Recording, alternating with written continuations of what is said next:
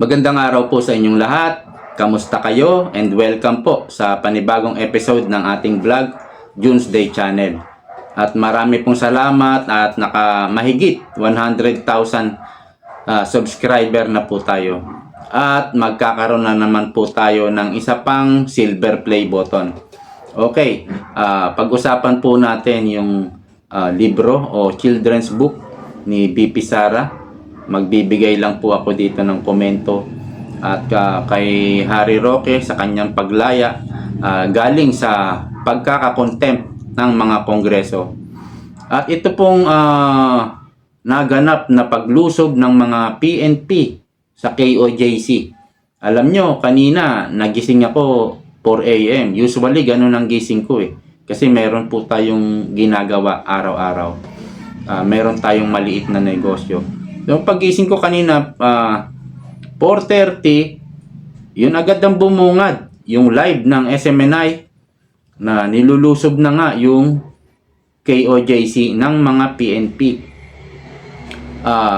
Noong narinig ko si Attorney Torion, kinausap ng Anchor o in-interview, una, hinanapan agad ni Attorney Torion si Torre, General Torre. Siya yung namumuno doon. Ang pinakita ba naman na arrest warrant ay yung co-accused na babae. Kasi hindi lang naman si Kibuloy ang kinasuhan May 5 pa yatang kinasuhan. Ang pinakita, ang pinresent ay yung co-accused na babae na naka-address sa Pasig. Nakakatawa. Nasa Pasig yung address. Sa Mindanao sila naghahanap doon sa Kingdom of Jesus Christ ni Pastor Kibuloy. Anyway, sabihin na natin, okay na yun, hindi naman tayo abogado.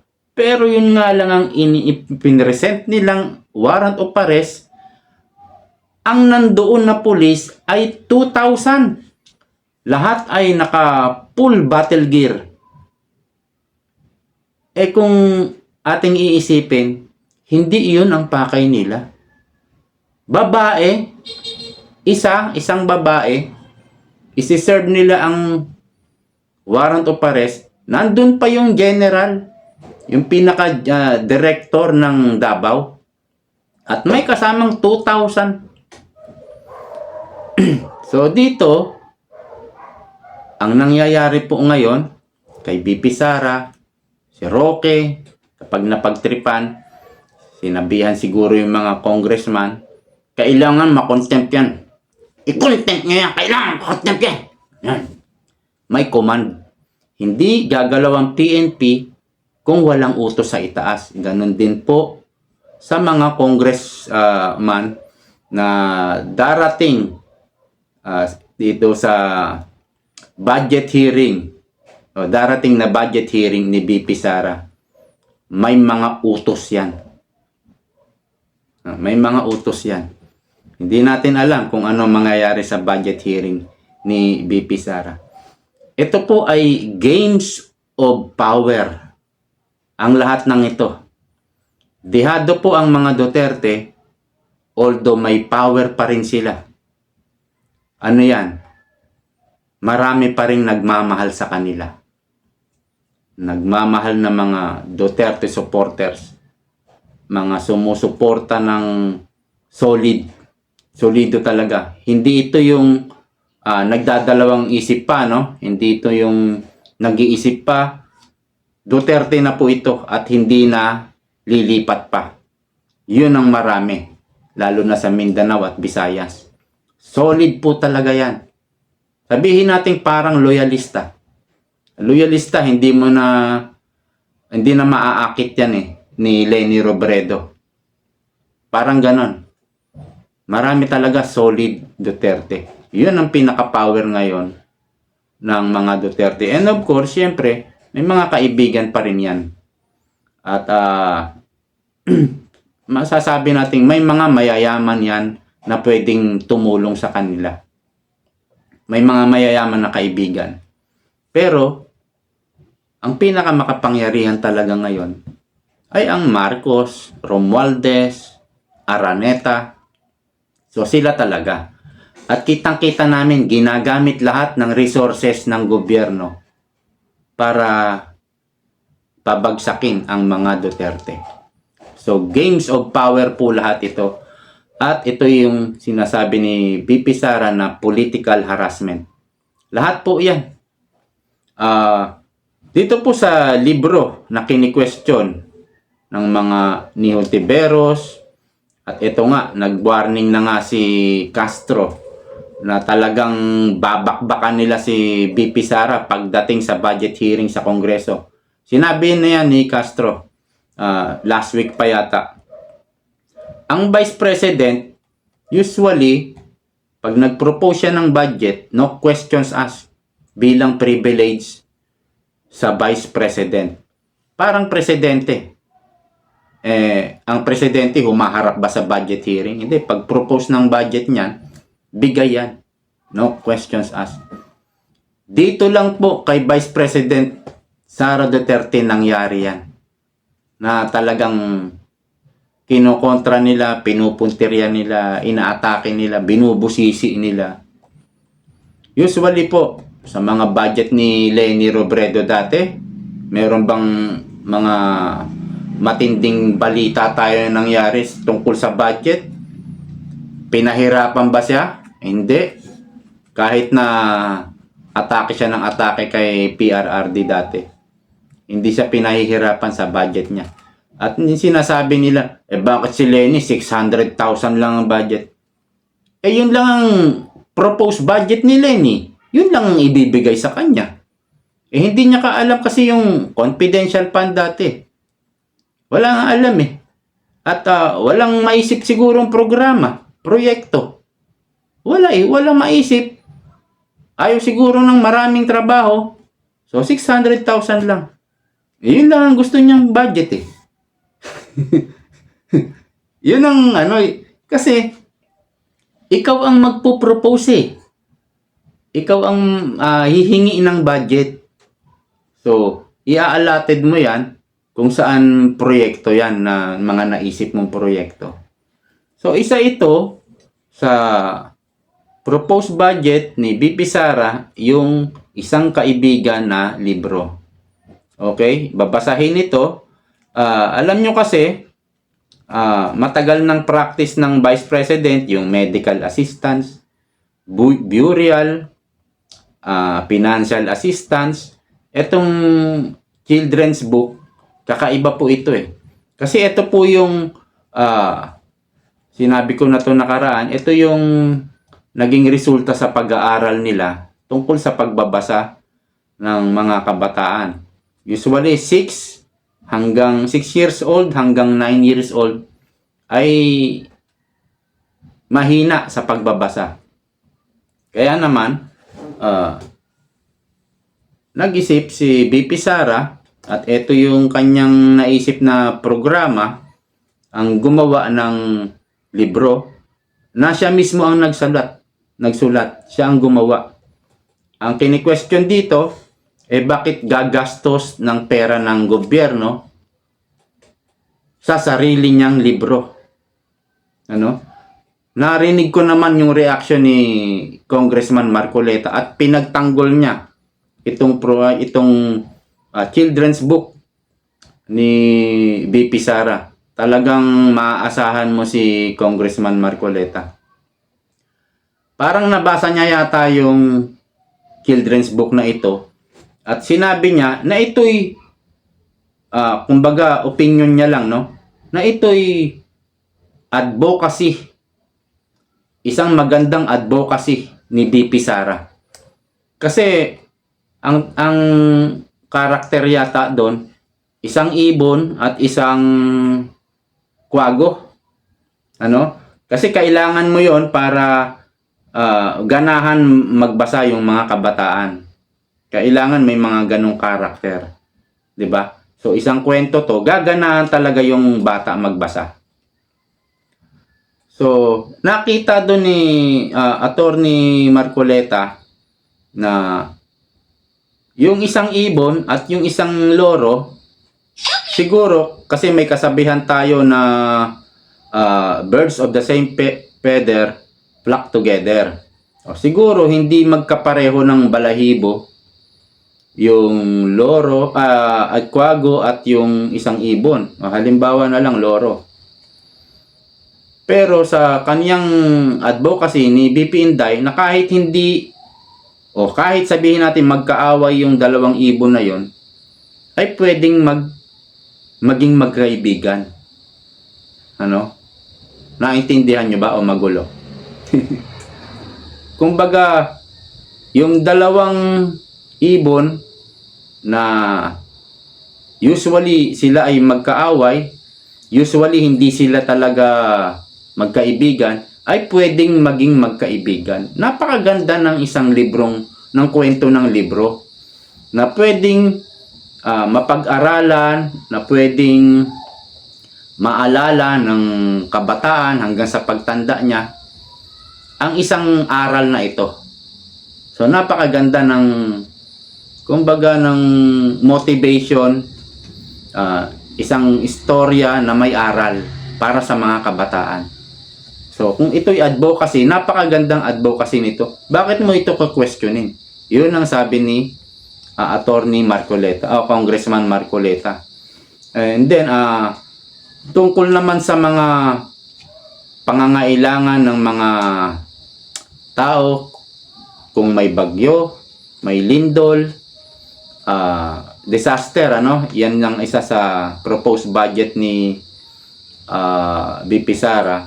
So usually ang binibigay doon, tubig, pagkain, kung nabaha, nasunugan, damit, kumot, banig, yung para sa para kasi nasunugan, i-evacuation mo, dadalhin mo sa evacuation center. So yun ang mga basic na needs ng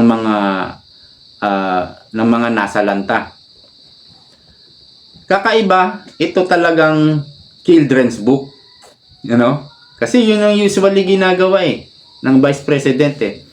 This time iba talaga itong children's book, kasi hindi naman ito naisip ng ibang Vice President. Bakit mo bibigyan ng children's book? Sabi nila, masasayang lang dito ang pera ng bayan, pera ng gobyerno. Kasi nangangailangan. Yung mga nasalanta nga may pangangailangan sila. Yung mga kabataan may pangangailangan ngayon sa pagbabasa. Dahil from 6 o 7 years old hanggang 9 years old ay mahina na magbasa. Yun ang lumabas sa kanilang pag-aaral. So ito ay isang parang ayuda rin sa mga nangangailangan na mahihina sa pagbabasa. Meron tayo sa school natin, makikita natin malnourished, nagkakaroon ng feeding program dyan. Kahit nga private sector nagkakaroon sila ng feeding program. Pumipili sila ng mga mapapayat na kulang sa nutrisyon. So, kung ano yung mga pangangailangan, yun ang tutugunan mo. Sinasayang lang daw yung 10 million sa ganyang programa. Sa isip-isip ko, ito yung hindi pa na i-implement hindi pa ginagawa. Pero meron pong ginawa ang President Bongbong Marcos. Yung kanyang mga foreign trip, pagbisita sa abroad para manghikayat ng foreign investor. Billion na ang nagastos dyan. So ano na nangyari? May nahikayat ba na foreign investor? Yung mismong mga Pilipino nga sabi ni Enrico Rason, doon na sa ibang bansa nag-i-invest. Sinabi ko sa inyo nung nakaraan, nabasa ko yan sa Google. Nandoon. Report yan ng mainstream media. Imbis na makahikayat ng foreign investor, yung mga Pilipino na milyonaryo, bilyonaryo dito sa bansa, hindi na nag-i-invest dito sa ibang bansa na. So, doble bukol ang nangyari dito kay Bongbong Marcos. So, yung bilyon na ginastos niya sa foreign trip niya. Kasama halos lahat ng kabinete niya. Andun lagi katabi si Romualdez para sa publicity ni Romualdez. Yun ay nawaldas lang. Bilyon po ang ginastos doon. May resulta ba? May nangyari ba? Ito, 10 million lang ang pinag-uusapan natin. Huwag na natin halungkatin yung mga nakaraang mga pangwawaldas na wala tayong nakita. O sabihin uli natin, yung flood control. Hindi po natin nakita yan. Binaha po lumubog. Hindi natin nakita. Nabangga nga raw ng malaking barko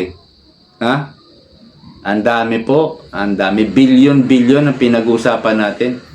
Dito 10 million lang. So tignan po natin sa hearing ng Kongreso, sa budget hearing ng Kongreso, kung anong mangyayari. Pero sana, sagutin lahat ni BP Sara, no? At hayaan na lang niya ang Kongreso sa pag-approve. Basta kung ano lang yung tanong, sagutin na lang. Kasi, kumbaga, maikli ang sagot, mas maganda. Para matapos lang. Kasi hindi siya tatantanan ng tatlo. Sigurado present yung tatlong bugok doon. Sigurado. So lahat ng ito nangyayari, ginagawa sa mga Duterte, gusto talaga nila na hanapan ng butas, magalit sa kanila ang mga tao, at gusto siguro talaga nila maipakulong ang mga Duterte. Kaya nga lang wala silang maikaso. Maliban kay Trillanes na wala namang probable cause yata. Nagsampa si Trillanes kay PRRD at kay Bongo. Hindi ko na inalam yun. Kasi publicity lang talaga ang hanap ni Trillanes pinick up ito ng mainstream media at binalita. Tapos wala nang kasunod. Kung matindi itong sinampa ni Trillanes, dapat niya halos araw-araw pinapalo up ng media yan Diba?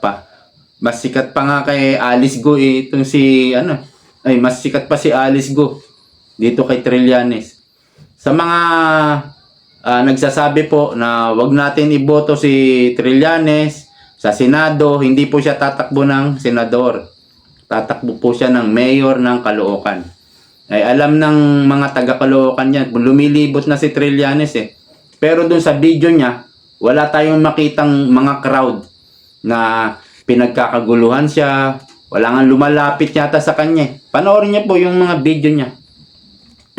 Habang nagsasalita siya, lumalakad siya dun sa Caloocan. Wala yatang pumapansin. Ito talaga kasi sinunog talaga ito ni Duterte. Pati mga dilawan, lahat ng dilawan. Sinunog ni Duterte. Tingnan mo, wala na sila ngayon. Wala na. Yung mga pinklawan na fans ni Lenny, si Lenny hindi naman tatakbo sa Senado. Wala na rin. Wala na yung dilawan.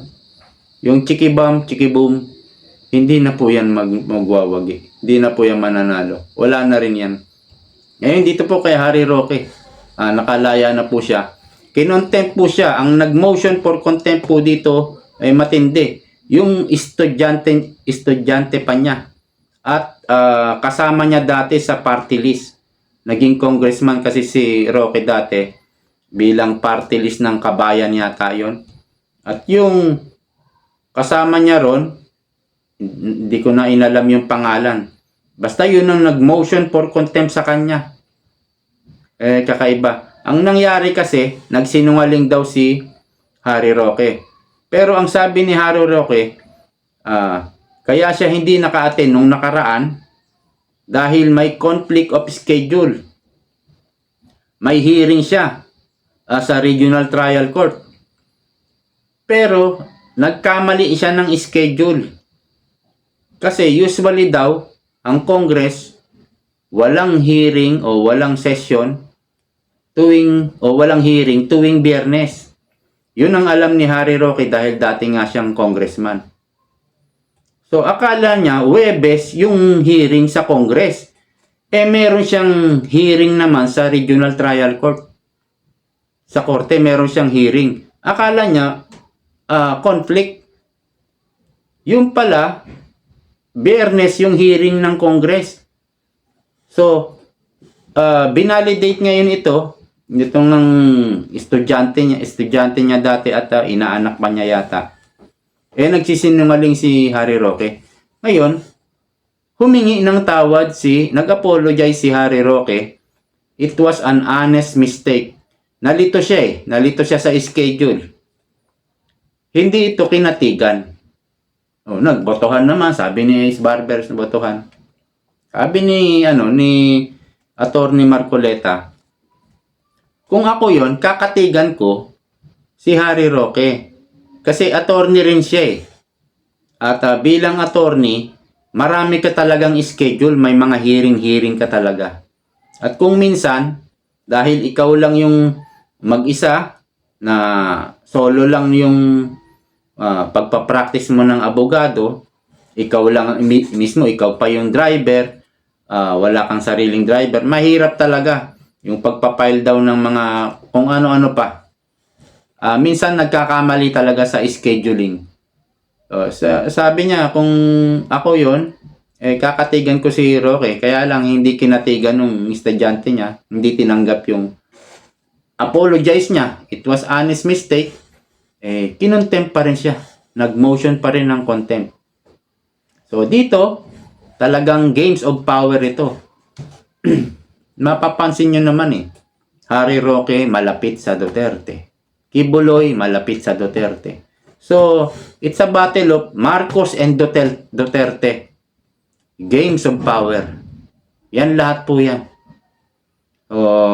Umu-all out na nga si Lahat sila all out na kumbaga sa anime, 100% ng kapangyarihan nila inilalabas na nila Nilalabas na nila. Pero natatawa kay BP Sara, Bisaya, no? Nakangiti lang. Alam nila, pero luging-lugi talaga sila. Dehadong-dehado sila sa power ngayon ni Marcos, ni Romualdez, at ni Araneta. Dehadong-dehado sila.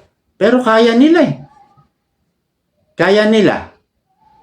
So far, sa ngayon. Pero alam natin, hindi na matatanggap ni Marcos na mapatalsik siya. Gagawin na lahat kahit illegal. Gagawin na lahat. At syempre, gusto ng marami, mga galit sa Duterte, maipakulong itong mga to. Lahat siguro ng Duterte na. Lahat na. Gusto nila mapakulong yan. At sinasampulan na nila ng power nila. Kita mo naman, si Baste, si Pulong, lahat At yung mga, sabihin na natin, mga matatakaw sa Congress, mga matatakaw na mayor, governor, saan papanig yan? O matatakaw na senador, saan papanig? Doon din sa matakaw. Para lahat sila happy-happy, busog-busog, kamal-kamal. Lahat sila mabibigat ang bulsa. Doon sila papanig. Hanggang dito na lang po. Maraming salamat po sa panonood. See you next time.